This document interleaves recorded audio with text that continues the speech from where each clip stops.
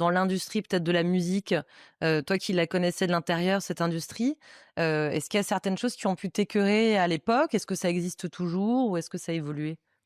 Enfin, l'industrie en elle-même, elle a du bon et du mauvais et je connaissais les deux facettes et je connaissais le jeu et j'ai bien accepté de le jouer. Mais c'est vrai qu'à un moment donné, je savais ce qui m'attendait. Je savais que j'allais être dans cette espèce de quête, de encore mieux, de: «Ah OK, il a fait Femme Like You, donc maintenant il faut qu'il nous fasse un plus gros tube» et qui dit plus gros tube dit encore plus de promos et puis les concessions et le pire encore une fois, c'est que c'est très délicat de parler de ça parce que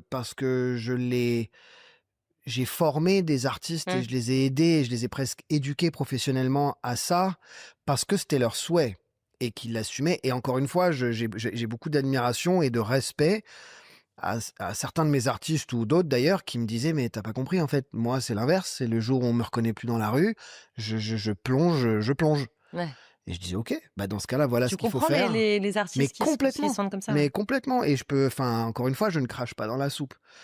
Mais c'est malhonnête de monter sur scène et d'entretenir ce truc, cette espèce de relation un peu fausse avec le public quand toi, t'as qu'une envie, c'est de te barrer. Bah, bien sûr, c'est Enfin, clair. c'est hyper malsain, surtout quand t'es aussi producteur et tu dis: «Non, non, mais là, c'est plus du business que tu fais, c'est de la connerie, ça ne peut plus marcher Mmh. et tu vas te casser la gueule».